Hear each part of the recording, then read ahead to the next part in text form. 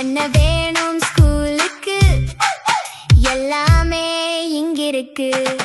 Super Saravana stores, Chennai, Madurai, Kovai. Summer வந்தாச்சு. What's your plan for this holiday? எங்க கிட்ட விட்டுருங்க, நாங்க பாத்துக்கிறோம். GT Holidays, South India's #1 travel brand. AI வந்து நம்மளுடைய வாழ்க்கையோடும் கவர்னன்ஸோடும் இன்டகிரேட் ஆக போகுது. ஏஐ தொடர்பா ஒரு துறையை ஏற்படுத்தி ஒரு மினிஸ்ட்ரி வரைக்கும் கொடுக்கறது அப்படிங்கிறத நம்ம 100% வரவேற்கிறோம். இப்போ ஃபேக் எல்லாம் ஏஐக்களை கொண்டு வந்துட்டாங்க. மக்கள் வந்து ஏஐ அப்படின்னாலே ஜென்ரேட்டிவ் ஏஐ வந்ததுனால ஒரு தவறான பார்வை ஏஐ மேல இருக்கு. அப்படி நம்ம இருக்க தேவையில்லை. அது மட்டும் ஏஐ கிடையாது. ஏஐ பத்தி ஒரு கல்வியை நம்ம கொடுக்குறோம்னு வச்சுப்போம். பள்ளி கல்வித்துறை டீச்சர்ஸ் அதுக்கு எக்யூப் ஆகி இருக்கணும்ல. நீங்க ஆர்டர் போட்டுறது ஈஸி. நீங்க ஏஐ உள்ள எடுத்துட்டு இன்டகிரேட் பண்ணா நீங்க தனியான மாடல்ஸ் டேட்டா சென்டரை கட்ட வேண்டிய அவசியம் உங்களுக்கு இருக்கு. இல்லைன்னா நீங்கள் வந்து பப்ளிக்கில் அரசு இதை பெருசாக ரன் பண்ண முடியும். பொதுவாகவே தமிழ்நாட்டில் ஆட்சியாளர்களுக்கு என்ன குறைகள் சொன்னாலுமே சில விஷயங்கள்ல அவங்க வந்து ரொம்ப தொலைநோக்கோட திங்க் பண்ணுறவங்களா தான் இருக்காங்க. எப்படிலாம் அட்வான்டேஜாக மாறும் மக்களோட வாழ்க்கை முறை. முதல்ல டிஸ்அட்வான்டேஜஸ் நிறைய வருங்க. இப்போ ஏஐ வந்த உடனே வந்து ஏஐ தொடர்பான சைபர் கிரைம்ஸ் அதிகமாகி இருக்கு. பள்ளி கல்வித்துறைக்குள்ளே வந்துட்டு இவ்வளோ சீக்கிரமாக குழந்தைங்களுக்கு நம்ம எடுத்துகிட்டு போக முடியாது. ஏன்னா இது நிறைய டேட்டா நிறைய ஸ்ட்ரீம்லைன் பண்ண வேண்டியதாக இருக்குது. நக்கீர நேயர்களுக்கு வணக்கம். இந்த சிறப்பு நேர்காணலுக்கு உங்களை வரவேற்கிறோம். இந்த நேர்காணலில் நம்மோடு இணைந்திருப்பவர் சைபர் கிரைம் மற்றும் ஏஐ எக்ஸ்பர்ட் திரு வினோத் ஆறுமுகம் அவர்கள். சார் வணக்கம். வணக்கம். தமிழ்நாட்டில் புது அரசாங்கம் அமைஞ்சிருக்கு. இதுவரைக்கும் இல்லாத வகையில் ஒரு புதிய திட்டத்தை கொண்டு வந்திருக்காங்க. என்ன அப்படின்னா ஏஐக்கு தனி அமைச்சகம். இந்த செயற்கை நுண்ணறிவு என்பது தொடர்ந்து பல ஆண்டுகளாக தமிழ்நாட்டில் பெருசாக பேசப்பட்டு இருக்கு சார். அதை கண்காணிக்கிறதுக்காண்டி ஒரு அமைச்சகத்தை சிஎம் விஜய் வந்து கொண்டு வந்திருக்காரு. இது பல தரப்பு மக்களால் வரவேற்கப்படுது. இதில் ஒரு ஏஐ எக்ஸ்பர்ட்டாக இதுக்கு பின்னாடி என்ன காரணம், எதற்காண்டி இந்த மினிஸ்ட்ரி வேணும் அப்படின்னு என்ன சொல்வீங்க சார்?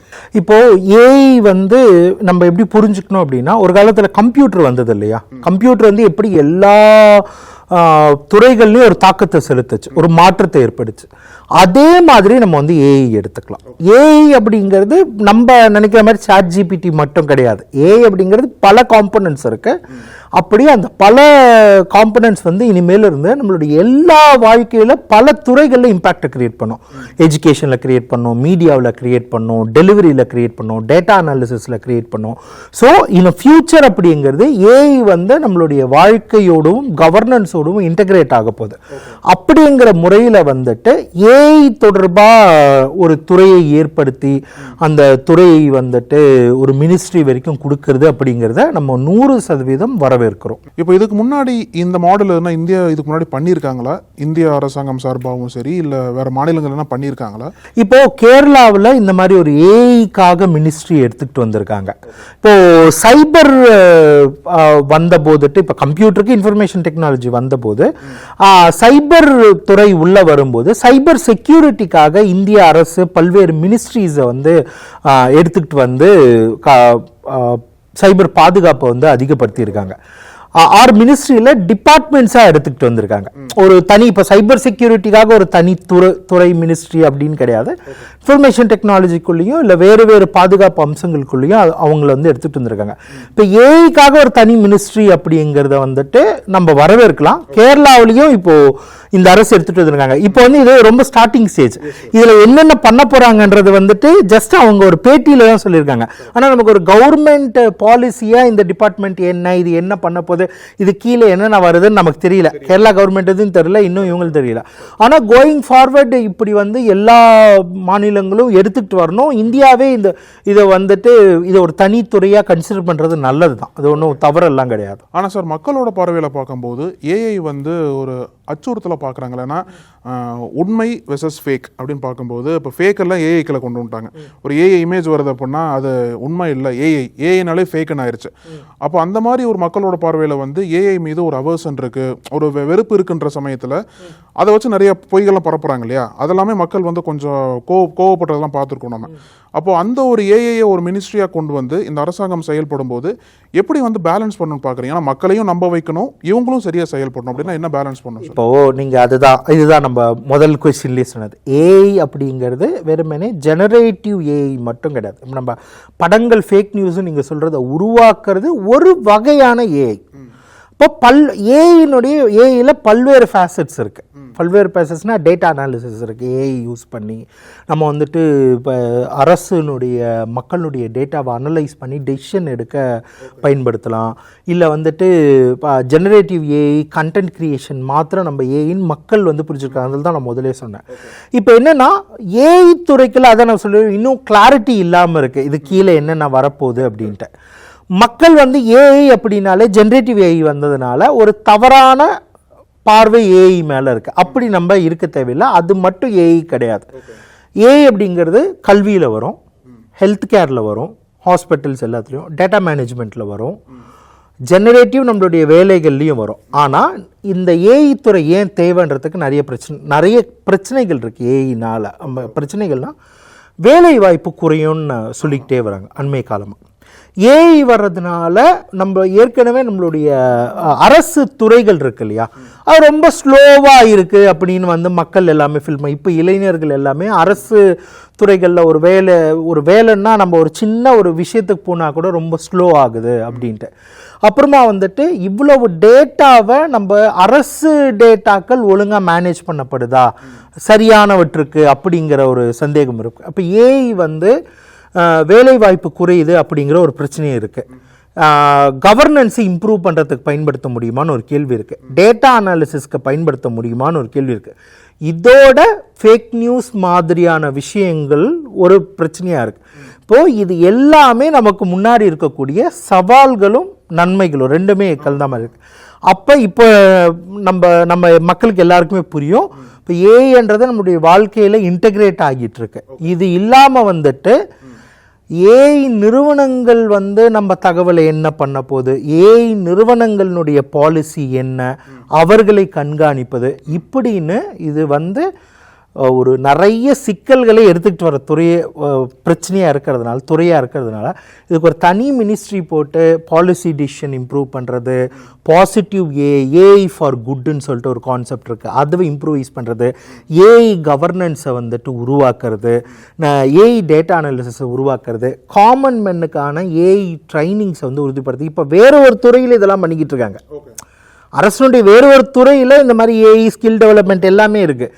ஆனால் இதற்கெல்லாம் ஒரு வழிகாட்டுதல் ஒரு துறையாக ஒன்று இருக்கணும் இல்லையா. இப்போ எஜுகேஷனில் ஏஐ வரப்போகுது. அப்போ பள்ளி கல்வித்துறை இவங்களுக்கு வந்துட்டு அவங்க துறை சார்ந்து ஒரு ரிசர்ச் அப்படின்னு போகாமல் காமனாக ஏஐன்னு ஒன்று உருவாக்கி அவங்க வந்து எல்லா துறைகள் இருக்கக்கூடிய பிரச்சனைகளை அனலைஸ் பண்ணி சொல்யூஷன் கொடுக்கறது, பாலிசி டிசிஷன்ஸ் எடுக்கிறது, கண்காணிப்பு பண்ணுறது, கட்டுப்படுத்துறது, வழிகாட்டுதல் கொடுக்கறது ஃபேக் நியூஸ்க்கு, இப்படி எல்லா துறைகளையோடையும் அவங்க வந்து இன்டகிரேட் பண்ணி வேலை பார்க்கலாம். அப்படி ஒரு தேவை வந்து இருக்கு. சார், இப்போ நீங்கள் முன்னாடி ஒரு பாயிண்ட்டை கோட் பண்ணீங்கன்னா அப்படின்னா ஏஐ வந்து நம்மளோட வாழ்க்கையில் ஒருங்கிணைஞ்சிருச்சு, இன்டகிரேட் ஆயிடுச்சுன்னு சொல்கிறீங்க. ஆனால் பொதுவாக சில சிக்கல் இருக்கும்ல. இப்போது அரசாங்கத்தின் பார்வையில் பார்க்கும்போது ஒரு துறையை புதுசாக கொண்டு வராங்க அப்படின்னா அதில் வந்து நிறைய சிக்கல்கள் இருக்கும். அதே மாதிரி ஏஐயை வந்து கவர்மெண்ட் மெக்கானிசமில் இன்டகிரேட் பண்ணும்போது என்னென்ன மாதிரி சிக்கல்கள்லாம் பொதுவாக வர்றதுக்கு வாய்ப்பு இருக்குது, எப்படி சார்ட் அவுட் பண்ணணும்? அதாவது இங்கே பார்க்குற உங்களுக்கு தெரிஞ்சிருக்கும், பார்க்குற எத்தனை மக்களுக்கு எத்தனை பேருக்கு தெரியும் தெரியாது. நான் 2015 இந்த டிஜிட்டல் கேமிங்ஸுக்கான control, online gambling control, digital தொடர்பாக கிரிப்டோ கரன்சிஸ் கண்ட்ரோல் பண்ணுறது, இந்த பாலிசி டிசிஷன்ஸ் எடுக்கிறது, இப்போ AI, cyber security, cyber safety, இதை பற்றி அரசோட நான் வந்து போராடிக்கிட்டே இருக்கேன். அரசோட ஒர்க் பண்ணிக்கிட்டு இருக்குன்னு சொன்னா அரசோட போராடிக்கிட்டு இருக்கேன். நம்ம வந்து சின்ன குழந்தைங்களுக்கு வந்து வீடியோ கேம் அடிக்ஷன் பத்தி ஒரு இது எடுத்துக்கிட்டோம். ஆமா, பள்ளி கல்வித்துறையில வந்துட்டு நம்ம நிறைய எடுத்துக்கிட்டோம். சைபர் சேஃப்டி பத்தி எடுத்துக்கிட்டோம். இதை வந்து நான் கடந்த ஒரு 8-9 வருடங்களா கவர்மெண்டோட போராடிக்கிட்டு இருக்கேன். இப்போ கவர்மெண்டோட போராடும் போதுட்டு நமக்கு ஒரு சின்ன மன வருத்தம் இருக்கும். என்ன அப்படின்னா, ஆன் டாப் லெவல் அது நீங்கள் எந்த கவர்மெண்ட்டாக இருந்தாலும் சரி, நான் அதிமுக கவர்மெண்ட்டோடையும் பார்த்துருக்கேன், திமுக கவர்மெண்ட்டோடையும் பார்த்துருக்கேன், இப்போ தாவைக்கும் மேலே ஃபஸ்ட்டு கரெக்டாக வந்துடும். ஒரு துறை ஆரம்பிக்கிறோம், இல்லை வந்துட்டு நம்ம வந்து சைபர் சேஃப்டி பற்றி பேசுகிறோம். நான் இப்போது என்ன பண்ணிக்கிட்டு இருக்கேன் அப்படின்னா, நம்ம பள்ளி கல்வித்துறையில் இருக்கிற மாணவர்களுக்கு குவாண்டம் கம்ப்யூட்டிங்லாம் கற்றுக் கொடுக்கணும், ஒரு தனியாக எடுத்து ஏஐ குவாண்டம் கம்ப்யூட்டர்லாம் கற்றுக் கொடுக்கணுன்றத அடுத்த 10 ஆண்டுகள் கோலாக நான் வச்சுக்கிட்டு வேலை பார்த்துக்கிட்டு இருக்கேன். அப்போ அவங்க மேலே வந்து கிளியராக இருக்குங்க, எப்போவுமே ஒரு பாலிசி டிசிஷன் கிளியராக இருக்கும். ஆனால் நம்ம கவர்மெண்ட் ஸ்ட்ரக்சரில் இருக்கக்கூடிய பிரச்சனை என்னென்னா இந்த பாலிசி டெசிஷன்ஸை கீழே வரைக்கும் எடுத்துக்கிட்டு போகிறது இருக்கு இல்லையா, இம்ப்ளிமெண்ட் பண்ணுறது நிறைய. ஏன்னா ஃபஸ்ட்டு மேலே இருக்கிற ஒரு ஐஏஎஸ் ஆஃபீஸர்ஸு இல்லை ஒரு மந்திரி இல்லை அவங்க இன்ஃபார்ம்டாக இருக்கிற அளவுக்கு கீழே எல்லாரும் இன்ஃபார்ம்டாக இருக்க மாட்டாங்க. இது இம்ப்ளிமெண்ட் பண்ணுறது அப்படிங்கிறது ஒரு மேலே இருக்கக்கூடிய ஒரு டைரக்டரோ ஒரு ஐஏஎஸ் ஆஃபீஸரோ கிடையாது. அவர் முடிவுகள் எடுத்து மூவ் பண்ணுவார். ஆனால் கீழே வர வர வர அந்த வர எல்லா ஒர்க்கர்ஸுக்குமே அந்த நாலேஜ் இருக்கணும். ஸோ நீங்கள் முதல்ல என்ன பண்ணணும்னா இப்போ உதாரணத்துக்கு ஏஐன்னு ஒரு துறை எடுத்துக்கிங்கன்னா அந்த துறையில் எல்லாரும் எடுத்து முதல்ல அவங்களுக்கு ஏஐ தொடர்பான ட்ரைனிங் எல்லாமே பண்ணணும். இப்போ அரசு துறையில் இருக்கிறவங்களுக்கு வந்துட்டு உடனே இது புரியுமா அப்படிங்கிறது நமக்கு ஒரு கேள்வி இருக்குது. கரெக்ட். இப்போ நம்ம சைபர் சேஃப்டிலேருந்து நான் பார்க்கும்போது இதுதான் முதல் சிக்கலாக இருக்குது. அவங்களுக்கு வந்து உடனே இப்போ நான் 2014 போயிட்டு நான் இந்த ஏஐ டிஜிட்டல் அடிக்ஷன் சொன்னபோது அவங்களுக்கு ஒன்றுமே புரியல. இன்னைக்கு ஓரளவு அவங்க ஃபோன்லாம் யூஸ் பண்ண ஆரம்பித்ததுனால அப்போ அவங்க வந்து நடைமுறைக்கு 10 வருடம் பின்னால் இருப்பாங்க. ஓகே. அப்போ அவங்கள நீங்கள் எக்யூப் பண்ணுறதுக்கே டைம் ஆகிடும். ஸோ அதனால் இது எதுவுமே மேலே பண்ணிட்டாங்க நாளைக்கு அப்படின்னு கிடையாது. எந்த அரசாக இருந்தாலும் அரசு துறையில் பியூரோக்ரஸியில் இது இம்ப்ளிமெண்ட் பண்ணுறதுக்கான உங்களுக்கு வந்து ஒரு பேஷன்ஸ் வேணும். பேஷன்ஸ்னால் நம்ம அவங்க மேலே குறை சொல்லலை. அவங்க என்ன நம்ம பியூரோக்ராட்டிக் ஸ்ட்ரக்சர் வந்துட்டு அப்படி இருக்குது. நம்ம அப் டு டேட்லேருந்து வரதில்லை. இப்போ உதாரணத்துக்கு ஏஐ பற்றி ஒரு கல்வியை நம்ம கொடுக்குறோன்னு வச்சுப்போம். பள்ளி கல்வித்துறையில் டீச்சர்ஸ் அதுக்கு எக்யூப் ஆகியிருக்கணும்ல. ரைட். ஆமாம். நீங்கள் இங்கே ஆர்டர் போட்டுறது ஈஸி. இந்த ஜூன்லேருந்து ஏஐ தொடர்பான ஒரு கல்வியை நம்ம கொடுக்க போகிறோம். புக்கெல்லாம் கூட பப்ளிஷ் பண்ணி கொடுத்துடலாம். ஆனால் அதை நீங்கள் ட்ரைன் பண்ணுற டீச்சர்ஸை எடுத்து ட்ரைன் பண்ணி வர்றதுக்கு ஒரு 2-3 ஆண்டுகள் ஆகிடும். அதனால் உங்களுக்கு வந்து உடனே அதை இம்ப்ளிமெண்ட் பண்ண முடியாது. மேலே ஆர்டர் போட்டுடலாம், ஆனால் அது இம்ப்ளிமெண்டேஷனுக்குன்னு ஒரு டைம் இருக்குது. ஸோ எக்ஸைட் ஆக தேவையில்லை. ஏன்னா எனக்கு நான் இப்போ கடந்த ஒரு 8-10 வருடங்களாக 3-4 ஆட்சிகள் கீழே இங்கன்னே இல்லை நான் வேலை பார்த்துருக்கிறதுனால இதை நம்ம வந்து உடனே எக்ஸைட் ஆக வேண்டாம். நமக்கு ஒரு பியூரோக்ராட்டிக்கல் டிலேன்னு ஒன்று இருக்கும். அதை நம்ம வந்துட்டு தவறாலாம் சொல்ல மாட்டேன் நான். ஏன்னா அவங்களுக்கு 1008 வேலை இருக்குது. அதில் இது ஒரு வேலை. நீங்கள் ஸ்டேட்டையே அவங்க ரன் பண்ணிக்கிட்டு இருக்காங்க. ஸோ இது எல்லாத்தையும் நம்ம மனசில் வச்சுக்கணும். நான் என்ன சொல்கிறேன்னா இது நல்ல விஷயம். நீங்கள் எப்படி பண்ண போகிறீங்க அப்படிங்கிறத நம்ம பொறுத்து இருந்து தான் பார்க்கணும். ரொம்ப எக்ஸைட்டும் ஆக தேவையில்லை. ஏன்னா அதுக்கான ஒரு அப்டக்கல்ஸ் டிலேஸ் எல்லாம் இருக்கும். சார் நீங்கள் டேட்டா பற்றி பேசும்போது சார் ஏற்கனவே வந்து நம்ம டேட்டா ப்ரீச் என்பது பல ஆண்டுகளாக பார்த்துட்ருக்கோம். ஆதார் கார்டுலேயே வந்து எப்படிலாம் வந்து ஸ்கேம் பண்ணுறாங்கன்னு பார்த்துட்ருக்கோம். ஆனால் இந்த ஒட்டுமொத்த டேட்டாவை வந்து ஏஐ மூலிமா மேனேஜ் பண்ணுறது அந்தந்த மாதிரி மேனேஜ் பண்ணுற சிஸ்டம் கொண்டு வரும்போது அதில் என்னென்ன மாதிரி சிக்கல் பொதுவாக வரும் சார்? ஏன்னா டேட்டா டிரான்ஸ்பரண்ட்டாக இருக்குமா அப்படின்றது ஒரு கேள்வி. டேட்டா லீக் ஆகிறதுக்கு வாய்ப்பு இருக்குமா அப்படின்ற ஒரு கேள்வியில் எழுதலை. இப்போ தனிப்பட்ட முறையில் தனிப்பட்ட நபரோட தகவல்கள்லாம் வந்து வெளியில் போயிடக்கூடாது அப்படின்ற ஒரு பயம் எல்லாத்துக்கும் இருக்கும். அந்த ஒரு இதை வந்து எப்படி ஏஐ மினிஸ்ட்ரி வந்து கையாள போகிறாங்க? இப்போது நமக்கு பாலிசியில் ஒரு சின்ன சிக்கல்கள்லாம் இருக்குது. எது சென்ட்ரல் கவர்மெண்ட் கண்ட்ரோலில் வரும், எது ஸ்டேட் கவர்மெண்ட் கண்ட்ரோலில் வரும்னு ஒரு சிக்கல் இருக்குது. ஓகே. இப்போ நீங்கள் ஒரு இன்ஃப்ராஸ்ட்ரக்சர் எடுத்துக்கிறீங்க. நம்ம ஆன்லைன் கேமிங்கில் இதை பற்றி பேசியிருக்கோம். இப்போது ஓவரால் சைபர் இன்ஃப்ராஸ்ட்ரக்சர் வந்து சென்ட்ரல் கவர்மெண்ட் கீழே தான் வருது. நீங்கள் ஒரு மாநிலத்தில் வந்துட்டு இணையத்தையோ ஆப்பையோ தடை பண்ணுறது ரொம்ப கஷ்டம். பேன் பண்ண முடியாது. அவங்க நினச்சா பேன் பண்ணுறது. ஆனால் ஒரு சென்ட்ரல் கவர்மெண்ட் நினச்சா எஃபிஷியன்சி வந்து அவங்க கிட்ட தான் இருக்கும். ஸோ அந்த மாதிரி இப்போ டேட்டான்னு சொல்கிறோம். இந்த டேட்டானுடைய விதவிதமான ஃபேஸெட் இருக்குது. இந்த ஃபேஸெட்லாம் யார் கண்ட்ரோலில் வருதுன்னு பார்க்குறோம். இது மொத்தமே சோவரன்னா தமிழ்நாடு அரசு கண்ட்ரோலில் எல்லாமே இருக்குமான்னு நம்ம எதிர்பார்க்க முடியாது. இப்போ சில டெசிஷன்ஸ் வந்துட்டு நம்ம எடுக்கிறதுக்கும் மத்திய அரசு எடுக்கிறதுக்குமான வேறுபாடுகள் இருக்கும். இப்போ மத்திய அரசு வந்து ஒரு டேட்டாவை நான் வந்துட்டு கொடுக்குறேன்னு சொல்லுவாங்க. நம்ம வந்து இங்கே வந்துட்டு கொடுக்காதீங்கன்னு சொல்கிறேன்னு வச்சுக்கோங்களேன். அப்போ இது வந்து கன்ஃப்ளிக்ட் வரும். உங்களால் தனிப்பட்ட முறையில் எதையும் பண்ண முடியாது ஒரு மாநிலத்தில். அப்போது நம்ம சில பாலிசிஸை வந்துட்டு மத்திய அரசினுடைய பாலிசிஸ் தான் நம்ம ஃபாலோ பண்ண வேண்டியதாக இருக்கும்.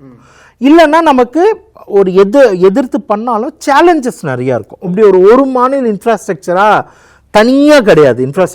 அப்போ இப்போ டேட்டா அப்படின்னு வரும்போதுட்டு அதை வந்து இப்போ மினிஸ்ட்ரி ஆஃப் ஏஐ தமிழ்நாடு எடுத்தாலும் கேரளா எடுத்தாலும் அவங்களுக்கு இந்த ஓவரால் இன்ஃப்ராஸ்ட்ரக்சரில் அவங்க கீழே எதெல்லாம் வருதோ அது மட்டும்தான் அவங்களால பெட்டராக பண்ண முடியும். இப்போ மத்திய அரசு கிட்ட வருதுன்னா இவங்க மத்திய அரசு கிட்ட கோரிக்கை தான் வைக்க முடியும். Right sir. இப்போ இன்னொரு விஷயம் என்னன்னா சார், இப்போ நம்மளே தினம்தோறும் டே டு டே லைஃப்பில் வந்து ஏஐ நிறைய யூஸ் பண்ண ஆரம்பிச்சிருக்கோம், ஏஐ டிபெண்ட் பண்ண ஆரம்பிச்சிட்டோம் நம்ம எல்லா விஷயங்களுக்கும் ஏறக்குறைய. இப்போ ஒரு கவர்மெண்ட் சிஸ்டமே வந்து ஏஐ டிபெண்டன்சி மூலிமா போகுது அப்படின்னா இந்த புது கவர்மெண்ட் வந்து எங்கே செக் பாயிண்ட் வச்சுக்கணும், எங்கெல்லாம் வந்து டிபெண்டன்சி குறைக்கணும், எங்கெல்லாம் டிபெண்டன்சி அதிகப்படுத்தணும், ஆனால் ஃபுல்லாக டிபெண்ட் பண்ணிருக்கூடாது ஏஐ மட்டும். ஆமாம், அந்த மாதிரி ஒரு செக் பாயிண்ட் வச்சுக்கணும் அப்படின்னா எங்கெங்கெல்லாம் வச்சா கரெக்டாக இருக்கும்? இல்லை, அது வந்து துறை ரீதியாக மாறிக்கிட்டே இருக்கும். ஆனால் நம்ம ஓவரால் டெசிஷன் வந்து சொல்கிறேன். ஃபர்ஸ்ட் ஏஐயில் நிறைய சிக்கல்கள் இருக்குது. அப்போ ஏஐ வந்துட்டு நம்ம வந்து ஒரு முழுசாக நம்பி எடுத்துக்கிட்டு வர முடியுமானா முடியாது. அப்போ ஒரு பாலிசி டெசிஷனில் ஏஐ வந்து நமக்கு ஒரு அசிஸ்டண்ட் தான். இதை வந்து எல்லா துறைகள்லையும் ஒரு எக்ஸ்ட்ராவாக பயன்படுத்திக்கலாமே ஒழிய இதே மொத்த வேலையை செய்யக்கூடியதாக இருக்க முடியாது. முதல் டெசிஷன் அது. ஏஐ மொத்த வேலையும் செய்ய முடியாது. டோட்டலான ஆட்டானமிட்டி அப்படிங்கிறது வந்து கிடையாது. ரெண்டாவது, ஏஐ நீங்கள் உள்ளே எடுத்துக்கிட்டு வரும்போது டேட்டானுடைய ப்ரைவசி ஒரு கொஸ்டின் இருக்கு. ஓகே, நீங்கள் அப்போ தமிழ்நாடு தனியாக மாடல்கள் உருவாக்க வேண்டிய தேவை இருக்கும். ஆர் இந்திய அரசு உருவாக்குற மாடல் டேட்டா சென்டர்ஸை நம்ம பயன்படுத்த வேண்டியதாக இருக்கும். நம்ம வந்து வேற ஒரு இப்போ சாட் ஜிபிடியோ அவங்களுடைய டேட்டாவில் தமிழ்நாடு கவர்மெண்ட் டேட்டாவை போட முடியாது. அப்போ அதுவே நான் ஆக்சுவலாக இது என்னென்னா கவர்னன்ஸில் உடனடியாக நம்ம அந்த மாடல்ஸை பயன்படுத்த முடியுமானா அப்செக்ட் அப்படி நின்றுடும், பயன்படுத்தக்கூடாது. அதனால தான் சைனாலாம் பேன் பண்ணியிருக்காங்க இன்னும். ஆமாம், அதனால தான் இப்போ நம்ம வந்து அப்படி பயன்படுத்த முடியாது. இப்போ கவர்மெண்ட்ல வந்துட்டு சாட் ஜிபிடியை பயன்படுத்தலாமா அப்படின்னா ஓப்பன் பப்ளிக் மாடல்ஸை நம்ம பயன்படுத்தக்கூடாது. ஏன்னா நீங்க கவர்மெண்ட்டுடைய ஒரு ரகசிய டாக்குமெண்ட்டை டிரான்ஸ்லேட் பண்ண சொல்லி போட்டீங்கன்னா முடிஞ்சு போச்சு. அது பெரிய சிக்கல் என்ன சார்? ஆமா, இப்போ நம்ம அரசு அதிகாரிகளுக்கு ட்ரெயின் பண்றோம், அப்போ நம்ம இதை ஸ்ட்ரெஸ் பண்ணுவோம். நீங்க வந்து ஒரு அவசரமா அவங்க ஒரு டிரான்ஸ்லேஷன் கேட்பாங்க, அவங்க ஒரு சென்சிட்டிவ் டாக்குமெண்ட்டை எடுத்து நீங்க ஓப்பன் ஏஐல போட்டீங்கன்னா என்ன பண்றது? ஓகே, பண்ணக்கூடாது இல்லை. அப்போ அது தொடர்பான ட்ரைனிங்கை நம்ம வந்து கொடுக்குறோம், நீங்க பண்ணாதீங்க அப்படின்ட்டு. எது சென்சிட்டிவ் இல்லைன்ட்டு ஒரு ஐடியாவும் அவங்களுக்கு இருக்கணும்ல. அப்போ ஓப்பன் மாடல்ஸ் நீங்கள் ஏஐயை உள்ளே எடுத்துக்கிட்டு இன்டகிரேட் பண்ணனா நீங்கள் தனியான மாடல்ஸ் டேட்டா சென்டரை கட்ட வேண்டிய அவசியம் உங்களுக்கு இருக்குது. இல்லைன்னா நீங்கள் வந்து பப்ளிக்கில் அரசு இதை பெருசாக ரன் பண்ண முடியாது. இதை வந்து எப்பவுமே புரிஞ்சுக்கணும். பட் அந்த கட்டமைப்பு ஒரு மாநிலத்தில் முடியுமா சார்? அவ்வளோ பெரிய இன்ஃப்ராஸ்ட்ரக்சர் இல்லை, அதாவது அந்த அளவுக்கு முடியலன்னா அப்போ ஏஐ வேலைகளை நீங்கள் வந்து உதாரணத்துக்கு ஓப்பன் சிஸ்டம்ஸ் யூஸ் பண்ண ரெஸ்ட்ரிக்ட் பண்ண வேண்டியதாக இருக்கும். பப்ளிக் டாக்குமெண்ட்ஸ் டிரான்ஸ்லேஷனை நம்ம பண்ணலாம். ஆர் இது எந்த வேலைகள்லாம் பண்ணலாம், எதெல்லாம் சென்சிட்டிவ் அந்த வேலைகளை நம்ம மேனுவலாக தான் பண்ணோம், ஆர் வேறு விதமாக தான் பண்ணணும்னு தான் நம்ம இந்த டெசிஷன்ஸ் தான், இதெல்லாம் தான் விவாதங்களுக்கு வரும். அப்போ ஆன் லாங் டேர்ம் ஒன்று இந்திய அரசு நமக்கு மாடல் டேட்டா சென்டர்ஸ் கிரியேட் பண்ணி கொடுக்கணும். அவங்க அந்த ப்ராசஸில் இருக்காங்க ஐஐடியோடு சேர்ந்து. அதை நம்ம வந்து பயன்படுத்திக்கலாம். ஆர் இப்போ இந்திய அரசு பண்ணுவாங்க, கொடுக்கல அப்படின்னா சொல்கிறோம் ஒர்ஸ்ட் கேஸ்க்கு நம்மளே நமக்கானதை உருவாக்கிக்க வேண்டியதாக இருக்கும். ரொம்ப வந்துட்டு பெருநிறுவனங்களை அதுவும் எஸ்பெஷலி இந்த மாதிரி ஓப்பன் ஏஐ மாடல்ஸை நம்ம நம்ப முடியாது. அதே மாதிரி வந்துட்டு ஓப்பன் சோர்ஸ் இருக்கு இல்லையா, அதையும் நம்மளால நம்ப முடியாது. ஏன் அப்படின்னா நீங்கள் சைபர் பாதுகாப்பு ஒரு பிரச்சனையாக வந்துடும். இப்போ ஏஐ பயன்படுத்தி இன்ஜெக்ட் பண்ணிடுறாங்களே. இப்போ நீங்கள் அரசுனுடைய டேட்டாலாம் வச்சுக்கிட்டு இருந்து ஒரு ஓப்பன் சோர்ஸ் முறையாக பாதுகாக்கல அப்படின்னா மொத்த டேட்டாவையும் அவன் எடுத்துருவான். அது ரொம்ப அது வந்து நாட்டுக்கே பாதுகாப்பு. சென்ட்ரல் கவர்மெண்ட்லேருந்து ரெஸ்ட்ரிக்ட் பண்ணுவாங்க. ஏன்னா நம்ம தமிழ்நாடு டேட்டா அப்படிங்கிறத ஒரு தீவிரவாதிகளோ இல்லை ஒரு சீனாவோ இல்லை வந்துட்டு ரஷ்யாவோ அமெரிக்காவோ ஜஸ்ட் லைக் தட் புல் பண்ணிட்டான் அப்படின்னா அது பெரிய செக்யூரிட்டி த்ரெட். ஸோ இந்தியா நீங்கள் இது எல்லாமே இன்னொன்று வந்துட்டு இந்திய அரசினுடைய சைபர் பாதுகாப்பு கிட்ட நீங்கள் வந்துட்டு ஒர்க் பண்ணி பர்மிஷன் வாங்கணும். அவங்க உங்களை வந்துட்டு கண்காணிச்சுக்கிட்டே இருப்பாங்க சைபர் பாதுகாப்பு சரியா இருக்கான்ட்டு. இது வந்து ஃபார் நியூஸ் குட், ப்ராக்டிக்கல் இம்ப்ளிமெண்டேஷனில் நிறைய சேலஞ்சஸ் இருக்கு. ஆனால் நம்ம எடுத்துட்டு அது பண்ணணும் தான் சொல்ல வரேன். உடனே சேலஞ்சஸ் இருக்கு அப்படி சொல்ல, சேலஞ்சஸ் இருக்கு, நம்ம இதெல்லாம் இருக்கு, நம்ம இதெல்லாம் கண்டிப்பாக அவங்களும் நம்ம ஒரு சாதாரண இடத்துல ஒரு நார்மல் இதில் இப்போ அவங்க அரசுன்னும் போது இதெல்லாம் யோசிக்காமல் பண்ண மாட்டாங்க. பட் நம்ம மக்களுக்கு அதை புரிய வைக்கிறோம், இது பின்னாடி இவ்வளோ வேலைகள் நடக்கும், நீங்கள் வந்துட்டு உடனே ஏன் அரசு எடுத்துக்கிட்டு வரலன்னு கோவப்படக்கூடாது. ஏன்னா அவங்க ஒரு ஆர்வத்தோடு எடுத்துக்கிட்டு வந்திருக்காங்க, ஆனால் பின்னாடி இவ்வளோ விஷயங்கள் அவங்க வந்துட்டு ஆய்வு பண்ண வேண்டியதாக இருக்கும். சார் நீங்கள் வந்து நீங்களே சொல்லியிருக்கீங்க பல கவர்மெண்ட்ஸோட ட்ராவல் பண்ணியிருக்கீங்க அப்படின்ட்டு. ஸோ இதில் தமிழ்நாட்டோட நோக்கம், தமிழ்நாட்டோட கனவு என்ன அப்படின்னா பல ஆண்டுகளாகவே வந்து இந்தியாவோட டிஜிட்டல் கேபிட்டலாக தமிழ்நாடு இருக்கணும், டிஜிட்டல் தலைநகரமாக தமிழ்நாடு இருக்கணுன்ற மாதிரி அந்த ஆம்பிஷனோட போயிட்டு இருக்காங்க. இப்போ ஏன்னா 2030 அதெல்லாம் பொருளாதார ரீதியாக பார்க்கும்போது நம்மளுக்கு நல்ல ஒரு முன்னேற்றத்தை கொடுக்கும்லாம் சொல்கிறாங்க இல்லையா. இப்போ இந்த ஏஐ மினிஸ்ட்ரி, இந்த ஏஐ வந்து அந்த டிஜிட்டல் கேபிட்டலுக்கு எப்படிலாம் உதவியாக இருக்கும், எப்படிலாம் சவாலாக? நான் ஒரே ஒரு தகவல் அப்டேட் பண்ணிடுறேன். இது வந்து ministry of artificial intelligence, information technology, digital services. நீங்கள் கேள்வி கேட்டதுனால சொல்கிறேன். இது 3 துறை: AI, information technology, digital services. இப்போ நம்ம வந்துட்டு உங்களுக்கே நல்லா தெரியும், வரலாறுகள்ல இருந்தே தெரியும், 2000 கலைஞர் அவர்களுடைய ஒரு முக்கியமான திட்டம் ஒன்று இருக்கு. அவர் தான் வந்துட்டு இந்த டிஜிட்டல் கேபிட்டல் அப்படிங்கிறத பண்ணணுன்றத உறுதியாக இருந்தார். ஏன்னா நான் அந்த டைமில் தான் நான் இன்ஜினியரிங் போகிறேன். எங்களுக்கெல்லாம் இன்ஜினியரிங் லேட்டாக ஸ்டார்ட் ஆச்சு. ஏன்னா அவர் வந்து இன்ஜினியரிங் சீட்ஸ்லாம் அதிகப்படுத்தணும் அப்படின்ட்டார். நாங்கள் அதில் வந்துட்டு எங்களுக்கெல்லாம் ஜூனில் காலேஜ் திறக்கணும், நாங்கள் செப்டம்பர் தான் ஃபஸ்ட் செமிஸ்டர். அப்போ ஃபஸ்ட் இயர் தான், செமிஸ்டர் கிடையாது, எழுத போகணும். ஏன் அது நான் குறிப்பாக ஸ்ட்ரெஸ் பண்ணுறேன் அப்படின்னா, பொதுவாகவே தமிழ்நாட்டில் ஆட்சியாளர்களுக்கு அவங்க வந்துட்டு அவங்க மேலே நம்ம என்ன குறைகள் சொன்னாலுமே மக்களாக குறைகள் சொல்லுவோம், இவங்க லஞ்சம் இருக்குது, இப்படி இருக்குது அப்படின்னு. ஆனால் சில விஷயங்கள்ல அவங்க வந்து ரொம்ப தொலைநோக்கோட திங்க் பண்ணுறவங்களா தான் இருக்காங்க. உதாரணத்துக்கு திமுக அரசு தொடர்ந்து இந்த டிஜிட்டல் சர்வீசஸை டிஜிட்டல் மயமாக்குதல், டிஜிட்டல்லாம் நம்மளை வந்து ஒரு முன்ன வைக்கிறது, டிஜிட்டல் கல்வியை வந்துட்டு அதிகப்படுத்து. இப்போ கடந்த ஆண்டுலேயே வந்துட்டு ஏஐ தொடர்பான ஸ்கில்கள் இம்ப்ரூவ் பண்ணுற கோர்சஸ் அவங்க எடுத்துகிட்டு வந்துட்டாங்க. ஏஐனால் வேலை போகிறவங்கள இந்த இதில் அவங்க வந்துட்டு வாக்குறுதி கொடுத்துருந்தாங்க. ஏஐனால் வேலை போகிறவங்களை எடுத்து அவங்கள வேறு துறைகளுக்கு வந்துட்டு அரசே ஸ்கில்லை வந்து இம்ப்ரூவ் பண்ணும் அப்படின்னு சொல்லிட்டு அவங்க சொல்லியிருந்தாங்க. இதெல்லாம் இப்போ அரசுமே வந்துட்டு கண்டினியூ பண்ணும். முதல்ல என்ன அப்படின்னா, இப்போ நீங்கள் திமுக அதிமுக இருந்தது அப்படின்னாக்கா நம்ம சொல்ல வேணாம், அவங்க மாற்றி மாற்றி இதில் தெளிவாக இருந்தாங்க, கண்டினியூ பண்ணிக்கிட்டாங்க. இப்போது புது அரசு தாவேகா வந்திருக்கிறதுனால இந்த அவங்களுடைய அந்த ரிலே ரேஸை இவங்க கண்டினியூ பண்ணும். அதாவது தமிழ்நாட்டுக்கு ஒரு விஷயம் இருக்குது, நம்ம வந்து எமர்ஜிங் டெக்னாலஜி ட்ரெண்ட்ஸில் எப்போவுமே முன்னே இருக்க ஆசைப்படுவோம். இப்போ முன்னால் ஆண்டவங்க எல்லாமே இந்த விஷயத்தில் காம்ப்ரமைஸ் பண்ணிக்கிட்டதே கிடையாது.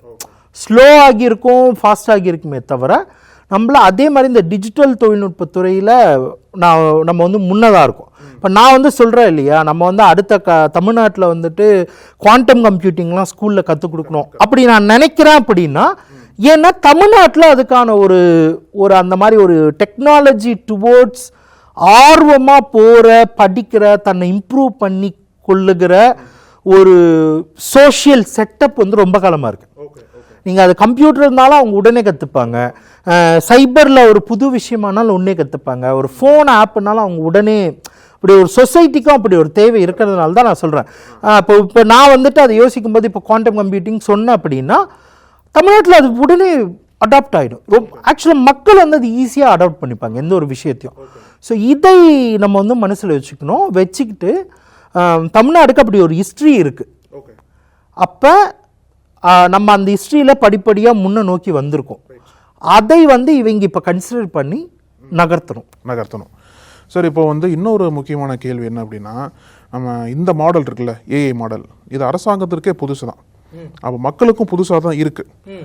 மக்களோட வாழ்க்கையில் இதோட அட்வான்டேஜ் எப்படிலாம் மாறும்னு பார்க்குறீங்க? எப்படிலாம் அட்வான்டேஜாக மாறும் மக்களோட வாழ்க்கை முறை? முதல்ல டிஸ்அட்வான்டேஜஸ் நிறையா வருங்க. இப்போ ஏஐ வந்த உடனே வந்து ஏஐ தொடர்பான சைபர் கிரைம்ஸ் அதிகமாகியிருக்கு, ஃபேக் நியூஸ் வந்து ரொம்ப அதிகமாகியிருக்கு.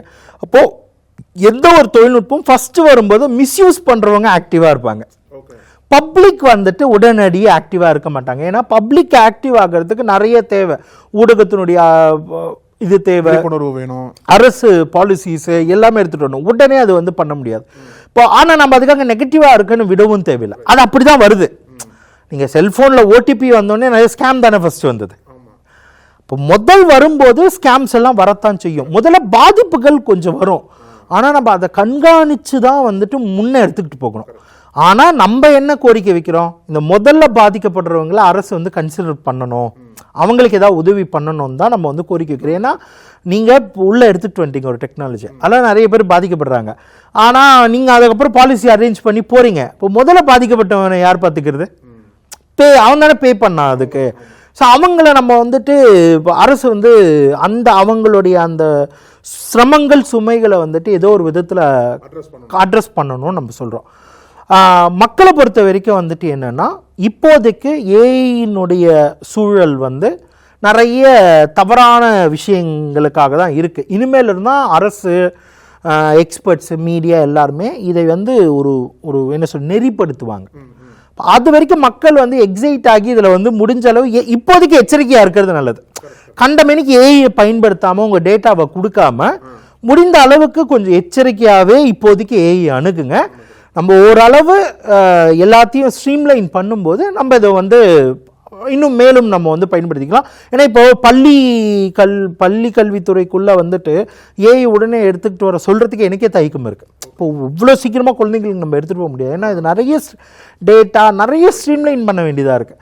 இப்போ ஸ்ட்ரீம்லைன் பண்ணாமல் அரசு நிறைய அரசு அதிகாரிகள் ட்ரெயின் பண்ணியிருக்கோம் நிறைய டிபார்ட்மெண்ட்ஸில். அப்போது இது ஒரு ப்ராக்டிக்கல் ப்ராப்ளம் தான். நம்ம ட்ரெயின் பண்ணும்போதே அவங்கள வந்துட்டு 3 நாள் ட்ரைனிங்கில் 1 நாள் ஃபுல்லாக அந்த பயமுறுத்துறதுலேயே இருக்கும். பண்ணாதீங்க, இது பண்ணாதீங்க, அது பண்ணாதீங்க. ஏன்னா ரொம்ப ஏர்லி ஸ்டேஜ். ஸோ அவங்களுக்கு அது தெரியாமல் பண்ணிடுவாங்க. அப்போ நம்ம இப்படி இருக்கும்போது குழந்தைங்கிட்ட எப்படி எடுத்துகிட்டு போக முடியும்? அதனால் நான் இப்போ நிறைய அதெல்லாம் வந்துட்டு இப்போதைக்கு ரெஸ்ட்ரிக்ட் தான் பண்ணுறேன். இப்போ என்ன கேட்டிங்கன்னா நீங்கள் வந்து ரெஸ்ட்ரிக்ட் பண்ணுங்கள், பேன் பண்ணுங்க நான் எப்பவுமே சொல்ல மாட்டேன். இப்போ நம்ம உடனடியாக ஏஐ குழந்தைங்கள்கிட்ட எடுத்து போட்டு நம்ம வாழ்க்கை உள்ள எடுத்துக்கிட்டு வர்றதுல ஒரு நிதானம் வேணும். ரொம்ப எக்ஸைட்டட் அக்ரெசிவாக போயிடாதீங்க. கொஞ்சம் நிதானமாக ஏஐயை நம்ம இன்டகிரேட் பண்ணிக்கலாம். சார், இறுதியாக ஒரு கேள்வி. இப்போ நீங்கள் முன்னாடியே சொன்னது போல் இந்த கவர்மெண்ட் இப்போ ஃபார்ம் பண்ணியிருக்காங்க. புதுச்சேரி எம்எல்ஏ குமார் தான் அதுக்கான அமைச்சராக போட்டிருக்காங்க சார். ஸோ இன்னும் நம்மளுக்கு வந்து இதுக்கான கிளாரிட்டி பெருசாக இல்லை. பாலிசி வைஸ்லேயே ஆகட்டும், அந்த வழிமுறைகள்லாம் எப்படி கொண்டு வர போகிறாங்கன்னு சொல்லிட்டு பெருசாக இது வரைக்கும் தெரியாது. ஸோ நீங்கள் ஒரு ஏஐ எக்ஸ்பர்ட்டாக ரொம்ப ஆண்டுகளாக பயணிச்சுட்டு இருக்கீங்க. உங்களோட பார்வையில் இந்த துறை, இந்த அரசாங்கம் இந்த ஏஐ அணுகும் போது எப்படிலாம் வந்து அணுகணும், இவங்களோட விஷன் என்னவா இருக்கும்னு பார்க்குறீங்க? ஃபர்ஸ்ட்டு என்னவா இருக்கணும், எப்படிலாம் வந்து தகவல் அமைச்சுக்கணும்னு பார்க்குறீங்க சார்? ஏஐ எல்லா மக்களும் பயன்படுத்தக்கூடிய அளவு எளிமையாகவும் பாதுகாப்பானதாகவும் மாற்றுறது தான் நம்மளுடைய விஷன். ஏஐ நம்ம பயன்படுத்தணும். ஆனால் அதே டைமில் ஏஐயினுடைய பலவீனங்கள், ஏஐனுடைய பாதுகாப்பற்ற அம்சங்கள், ஏஐனுடைய பாதிப்புகளை அட்ரஸ் பண்ணி அதற்கு மக்களை வந்து தகவமைத்து அப்டேட் பண்ணுறதும் இவங்க கீழே தான் வரும். முதல்ல நம்ம சொன்னது வந்துட்டு, நான் ஏஐ பயன்படுத்தக்கூடிய பாதுகாப்பான சூழலையும் எக்ஸசிபிலிட்டியும் அரசு ஏற்படுத்தணும். அதே நேரத்தில் டீப்ஃபேக்ஸு, ஃபால்ஸ் நியூஸு, டேட்டா த்ரெட்டு, இது எல்லாத்துலேயும் வந்துட்டு தடுக்க வேண்டிய பொறுப்பும் அவங்களுக்கு தான் இருக்குது. மூணாவது, வேலைவாய்ப்பு, ஏஐனால் ஏற்படுகிற வேலைவாய்ப்புகள், பாதிப்புகள், அதை ஈடுகட்ட வேண்டிய பாலிசியை நம்ம எடுக்கணும். நாலாவது வந்துட்டு இதை ட்ரெயின் பண்ணுறது, இது ஒரு எஜுகேஷனாக ட்ரெயின் பண்ணுறது, இதுக்கான ஒரு பெடகாகி, இதை வந்துட்டு எல்லா துறைகளும் இப்போ கற்றுக்க வேண்டியதாக இருக்குது. இப்போ எல்லா துறைகளுக்குமான எஜுகேஷனுக்கான ரிசர்ச்சை இவங்க தான் பண்ணணும். அவங்க தான் பண்ணணும். அப்போ இதை வந்து ஒரு centralised policy decision making research யூனிட்டாக இவங்க வந்து டெவலப் பண்ணால் நல்லது. Right sir. ஸோ பொறுத்து பார்க்கலாம். ஸோ இந்த துறை எப்படி செயல்பட போகுது அப்படின்றத வந்து நம்ம தொடர்ந்து பேசலாம் சார். இதன் அப்டேட் வருது அப்படின்னாலுமே நம்ம வந்து நீங்கள் உங்களோட பாயிண்ட், நான் இப்படி சொல்லுவேன், ஒரு 6 மாதமும் இந்த துறையினுடைய இதுவை நம்ம வந்துட்டு ஒரு சீரியஸாக பண்ணலாம். நம்ம வந்து பண்ணுவோம். ஒரு 6 மாதமும் இந்த துறையில் என்ன அப்டேட்ஸ் நடந்திருக்கு, என்ன நடக்க தவறி இருக்கு அப்படிங்கிறத நம்ம விரிவாக பார்க்கலாம், பேசலாம் சார். ரொம்ப நன்றி சார். நேரத்துக்கு ரொம்ப நன்றி. நக்கீரன் டிவிக்கு சப்ஸ்கிரைப் செய்யுங்கள். உங்கள் ஆதரவே எங்கள் பலம். ஆசிரியர்களுக்கு நண்பனாகவும் மாணவர்களுக்கு ஆசானாகவும் திகழும் தேர்வு வழிகாட்டி. ஒவ்வொரு பாடத்திற்கும் அனுபவமிக்க ஆசிரியர்களின் துல்லியமான தெளிவான விடைகள். CNC இருக்கு, தேர்வு பயம் எதற்கு? இது தீரன் பப்ளிஷிங் ஹவுஸ் விற்பனை வெளியீடு.